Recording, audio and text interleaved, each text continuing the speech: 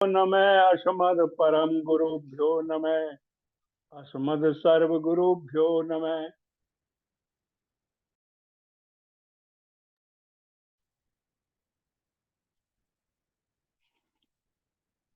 अस्मद् गुरुभ्यो नमः। अस्मद् परम गुरुभ्यो नमः। क्या हो गया रे? अस्मद् सर्व गुरुभ्यो नमः। श्री राधा कृष्णाभ्याम नमः। श्रीमते रामानुजाय नमः।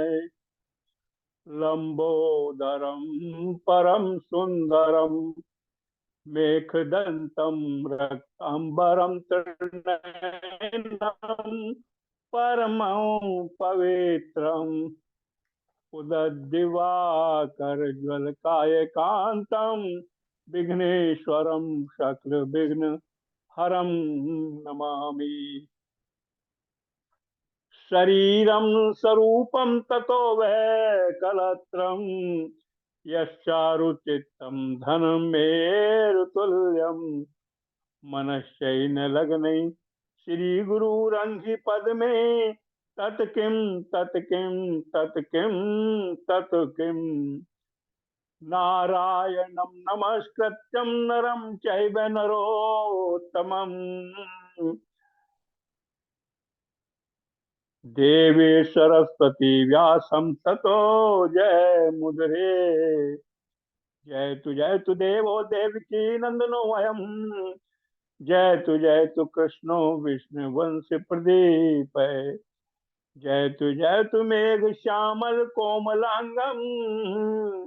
जय तु देवी भारनासो मुकुंदम।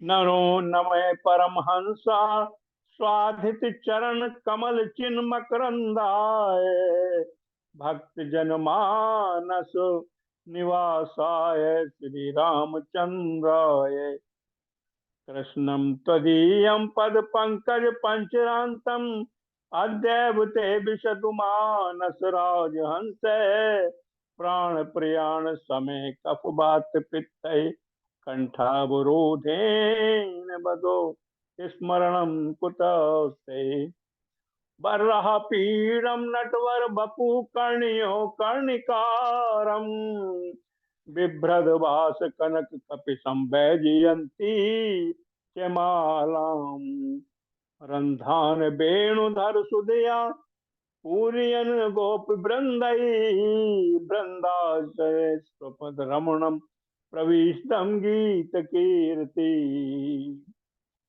ध्याये नित्यं महेशं रजत गिरिनिभं चारु चंद्रावसंतम रत्नाकल्पोज्ज्वलां परशुमृग वराभिति हस्तं प्रसन्नम पद्मासीनं समन्तात स्तुत्य मरगणेर व्याघ्रकृते वसानम् विश्वादयं विश्वबीजं निखिल भयहरं पंचभक्तातनेतं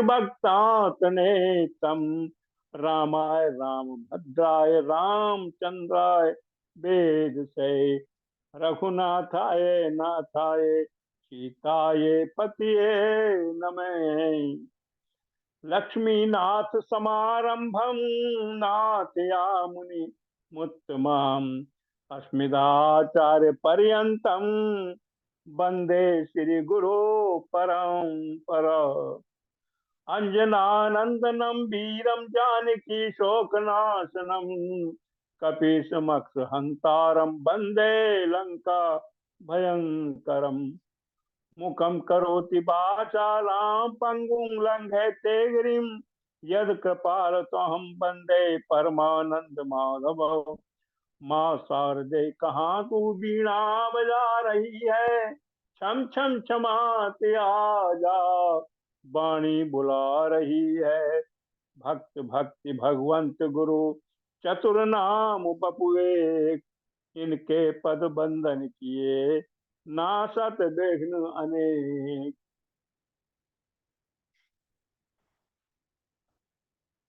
परम मंगल में परात पर,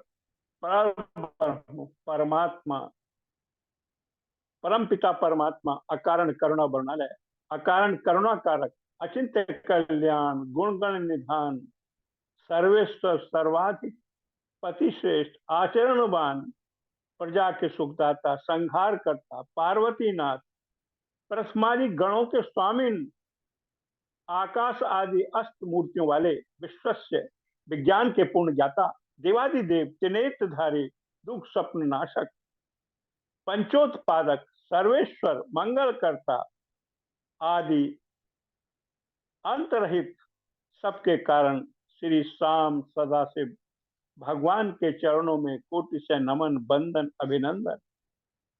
प्रातः बंदनिया स्मरणीय, पराम्बा भगवती जगदीश्वरी, शंकर शिव प्राण पल्लभा, आदि जगत में व्याप्त रहने वाली, जगत की आधारभूता परम शक्ति श्री जगदम्बा माँ पार्वती के ही चरणों में कोटि कोटि प्रणाम।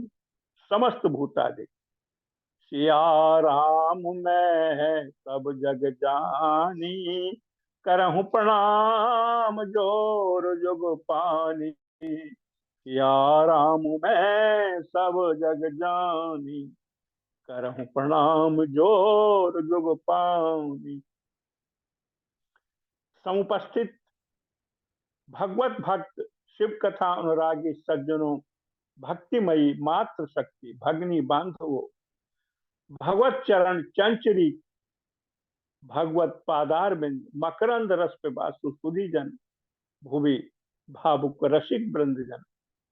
हम सबका यह परम सौभाग्य है कि भगवान शंभु शिवाय की यह कथा, सुंदर कथा पर सम्मिलित होकर शिव कथा मंदाग्नि में हम गोता लगाने के लिए एकत्र हुए। गत वक्तव्य में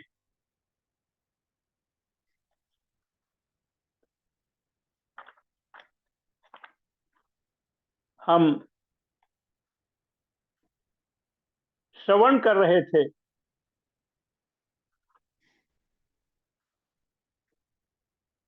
व्यास जी ने कहा था कि मुक्ति के लिए इस समय सनत कुमार जी ने कहा भगवान शंकर का श्रवण कीर्तन मनन, यह तीनों महतर साधन कहे गए हैं और ये तीनों ही वेद सम्मत हैं।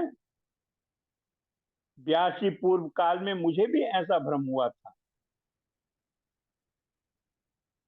और मंदराचल पर्वत पर शिव जी की आज्ञा से नंदीश्वर ने आकर मुझे बतलाया था कि शिव जी के श्रवण कीर्तन भजन से मुक्ति प्राप्त होती है। तब मेरा सारा भ्रम दूर हो गया। अतः ब्राह्मण आप भी ऐसा करते, यह कहकर सनत कुमार जी चले गए थे। इस पर ऋषियों ने पूछा जो श्रवण कीर्तन मनन नहीं करता उसको भी मुक्ति कैसे प्राप्त होती है और बिना यत्न किए कैसे मुक्ति प्राप्त हो सकती है।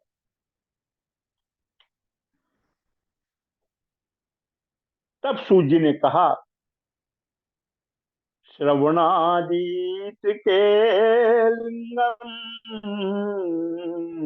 बेरचय अशांतरम संस्थास्य नित्यम अर्घ्य तरतो संसार सागरम। जो श्रवण कीर्तन मनन इन तीनों साधनों के अनुष्ठान में समर्थ ना हो वह भगवान शंकर के लिंग एवं मूर्ति की स्थापना कर नित्य उसकी पूजा करे, संसार सागर से पार हो सकता है।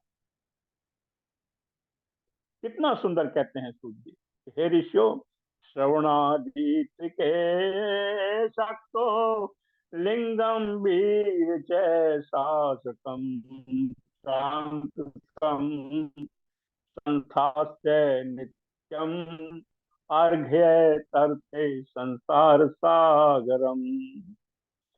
भगवान शिव के लिंग स्वरूप और मूर्ति की स्थापना कर जो उनकी पूजा करता है वह भी संसार सागर से पार हो जाता है। ऋषि बोले मूर्ति में सर्वत्र देवताओं की पूजा होती है परंतु शिव की पूजा सब जगह मूर्ति और लिंग में भी क्यों की जाती है? सूत जी बोले, हे मुनीश्वरों, आप सबका यह प्रश्न बड़ा उत्तम है और पवित्र है। इस विषय में तो अत्र वक्ता महादेवो नान्यस्तो नान्योस्ति पुरुष क्वचित। महादेव जी ही वक्ता हो सकते हैं, कोई पुरुष कहीं और कभी भी इसका यथार्थ प्रतिपादन नहीं कर सकता। इस विषय में भगवान शिव जी ने जो कहा उसे मैंने गुरु जी के श्रीमुख से जो सुना उसे ही मैं आपके समक्ष प्रस्तुत कर रहा हूं। एकमात्र भगवान शिव ही ब्रह्म रूप होने के कारण निष्कल और निराकार कहे गए हैं। रूपवान होने के कारण उनको सकल साकार भी कहा जाता है, और शिवलिंग शिव के निराकार स्वरूप का प्रतीक है, और सकल साकार होने के कारण मूर्ति विग्रह की भी पूजा होती है। भगवान शिव के दोनों स्वरूपों की पूजा होती है, अन्य देवों में यह तत्व नहीं। यही कारण है केवल ब्रह्म तत्व शंकर जी को प्राप्त है। सदाशिव का ब्रह्मत्व वेदों का सारभूत और उपनिषदों से सिद्ध होता है। वहां प्रणव के तत्व रूप में भगवान शिव का ही प्रतिपादन किया गया है। उसी प्रकार पूर्व में मंदराचल पर्वत पर ज्ञानवान ब्रह्मपुत्र सनत कुमार मुनि ने नंदिकेश्वर से प्रश्न किया था, जिस पर नंदिकेश्वर ने स्पष्ट कहा था कि कलापूर्ण भगवान शिव का लिंगेश्वर रूप में बेर पूजन लोक सम्मत है, और वेद ने जिसकी आज्ञा दी है। सनत कुमार जी ने लिंगेश्वर की उत्पत्ति पूछी तो नंदिकेश्वर ने कहा, पुरा कल्पे महाकाले प्रपन्ने लोक विश्रुते अद्युताम महात्मानो ब्रह्म विष्णु परस्परम। पूर्व कल्प के बहुत काल बीत जाने पर जब ब्रह्मा और विष्णु में युद्ध हुआ तो उनके बीच निष्कल शिवजी ने स्तंभ रूप प्रकट होकर विश्व संरक्षण किया था। तभी महादेव जी का निष्कल लिंग और सकल बेर जगत में प्रचलित हुआ। बेर मात्र देवताओं ने भी ग्रहण किया, और इससे शिव जी के अतिरिक्त बेर से देवताओं की पूजा होने लगी। उसका यही फलदाता हुआ। परंतु शिव जी के लिंग और वेद दोनों ही पूजनीय हुए। नंदिकेश्वर बोले, पूर्व में जब विष्णु अपने सहायकों के साथ श्री लक्ष्मी जी के साथ सैर सैया पर लेटे थे, तब देवताओं में श्रेष्ठ ब्रह्मा जी स्वयं ही वहां जा पहुंचे और विष्णु जी को पुत्र कहकर पुकारते लगे, पुत्र उठ, मुझे देख, मैं तेरा ईश्वर यहाँ आया हूं। इस विष्णु जी को भी क्रोध आया, परंतु वह उसे दबा गए। ब्रह्मा जी से कहा, पुत्र, तुम्हारा कल्याण हो, आओ बैठो, मैं तुम्हारा पिता हूं, क्यों, क्या बात है? ये विष्णु जी ने कहा। ब्रह्मा जी बोले, समय के फेर से तुम्हें अभिमान हो गया है, मैं तुम्हारा रक्षक ही हूं, समस्त जगत का पिता मैं हूं। भगवान विष्णु ने कहा, चोर, तू अपना बड़प्पन क्यों दिखाता है? सारा जगत तो मुझ में निवास करता है, तू मेरी नाभि कमल से प्रकट हुआ है और मुझसे ही ऐसी बातें करता है। नंदिकेश्वर बोले, जब इस प्रकार रजोगुण से मुग्ध हो दोनों में विवाद होने लगा, तब वह दोनों अपने को प्रभु प्रभु कहते हुए एक दूसरे का वध करने के लिए तैयार हो गए। युद्ध छिड़ गया। हंस और गरुड़ पर बैठे दोनों शिव ईश्वर माया से मोहित होकर आपस में घोर युद्ध करने लगे।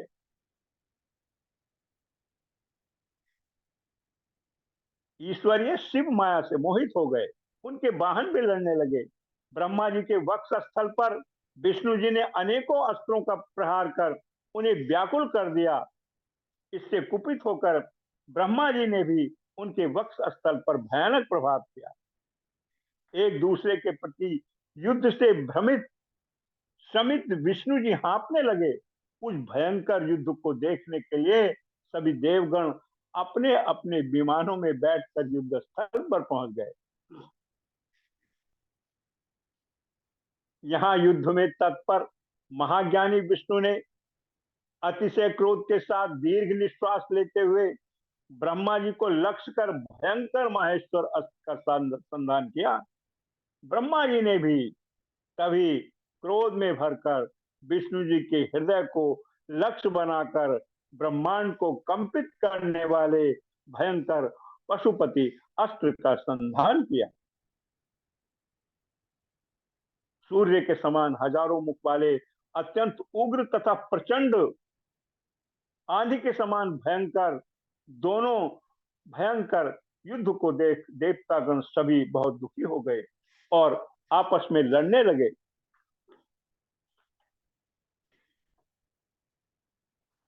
और कहने लगे, षष्टि स्थित संघार तो भवो अपनुग्रह अनुग्रह यस्मात् प्रवर्ते तस्मै ब्रह्मणे च विशाल।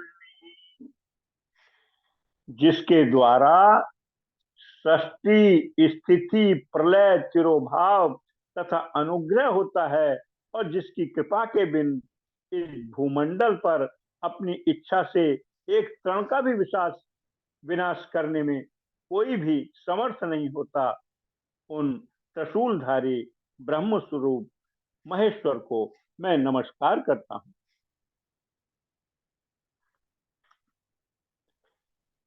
देवतागण जब कैलाश शिखर पर गए और महादेव जी अपनी सभा में उमा सहित सिंहासन पर विराजमान थे, देवताओं ने साष्टांग प्रणाम किया,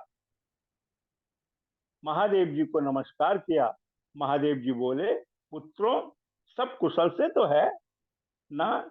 मैंने सुना है ब्रह्मा और विष्णु परस्पर में युद्ध कर रहे हैं, तुम लोग बड़े दुखी हो। अच्छा तो मैं अपने गणों के साथ चलता हूं, तुम लोग भय मत कीजिएगा। यह कहकर शिव जी ने अपने गणों को वहां चलने के लिए आज्ञा दी। स्वयं भी अपने भद्र रथ पर आरूढ़ हो चलने को तैयार हो गए और शिव जी बादलों में छुपकर ब्रह्मा विष्णु का युद्ध देखने लगे। शिव जी ने देखा दोनों एक दूसरे के वध की इच्छा से महेश्वर और पशुपत अस्त्र का प्रयोग कर रहे हैं। तब शिव जी कृपा करते हैं उनका युद्ध शांत करने के लिए। महान स्तंभ विभीषण कृतिर बभूव तन्मध्य तले सैनिष्कल। निराकार भगवान शंकर इस अकाल प्रलय को आया देख एक भयंकर विशाल अग्नि स्तंभ के रूप में उन दोनों के बीच में प्रकट हो जाते हैं। संसार को नाश करने में सक्षम वह दोनों महादिव्यास्त्र अपने तेज सहित उस महान अग्नि स्तंभ के प्रकट होते ही तक्षण शांत हो गए। उस अद्भुत वृक्ष को देखकर ब्रह्मा विष्णु परस्पर कहने लगे, यह इंद्रियातीत अग्नि स्तंभ स्वरूप स्तंभ आ गया है, हमें इसका पता लगाना चाहिए। ऐसा निश्चय करके दोनों वीर उसकी परीक्षा लेने के लिए बहुत ही शीघ्र वहां से चले। भगवान विष्णु ने सूकर का रूप धारण किया और स्तंभ की जड़ की खोज में चल दिए। ब्रह्मा जी हंस का रूप धारण करके उसका अंत खोजने के लिए आगे चल पड़े। इससे आगे की कथा हम पुनः श्रवण करेंगे। बोलिए सदा शिव शंभु सहाय की जय। शिव पुराण की जय। गुरुदेव भगवान की जय। गुरुदेव भगवान की जय। त्वदीयं वस्तु गोविंदम शिवम तुभ्यमेव समर्पये। त्वदीयं वस्तु गोविंदम शिवम तुभ्यं समर्पये। जय हो। राधे राधे गुरु जी। बहुत बढ़िया, बहुत बढ़िया, बहुत सुंदर डॉक्टर साहब। बड़ा आनंद आया। और देखिए, आप जब भी कथा करते हैं तो नंद जी भी हमारे खींचे चले आते हैं। नंद जी भी एकदम उपस्थित हो गए। हाँ, जी राजेश नंद। शर्मा जी लिख रहे हैं, हर हर महादेव डॉक्टर साहब जी वक्तव्य। वाह वाह वाह। बहुत सुंदर रहता है, हमारे प्रेरणा स्रोत हैं, डॉक्टर साहब लिख रहे हैं ऐसा। डॉक्टर साहब, ये मेरा सौभाग्य है, मैं अब कहीं भी रहूं आपका। लेकिन आपकी कथा में। डॉक्टर साहब, भाई वाह कथा बहुत भैया। अच्छी कही। कथा बहुत अच्छी दिल। कही। मेरा सौभाग्य कि मैं कहीं भी रहूं लेकिन आपकी कथा में भगवान मुझे बुला ही लेते हैं आपकी वाणी सुनने के ये लिए। ये गुरु जी ने बिल्कुल 100% सही बात कही है। ये प्रेम है सब। नंद भैया, समझे। जज्बात एक हो तो दूर या करीबी कैसी। जी जी।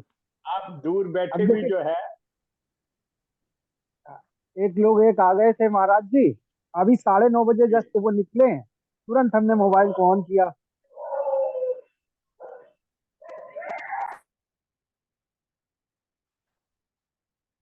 आनंद आ जाता है। आप उपस्थित रहते हैं और आशीर्वाद मिल जाता है। अब तो मौसम भी सुंदर हो गया है, इस समय जो है काफी अध्ययन करने, ठंडी भी कम हो गई है, गुलाबी मौसम हो गया जी है। जी। हाँ हाँ और हाँ। ज्यादा से ज्यादा मेहनत कर सकते हैं इन मौसमों में। जी जी जी। बस ये 15 दिन का है, ये 5 मार्च तक, उसके बाद पसीना शुरू। हाँ हाँ हाँ।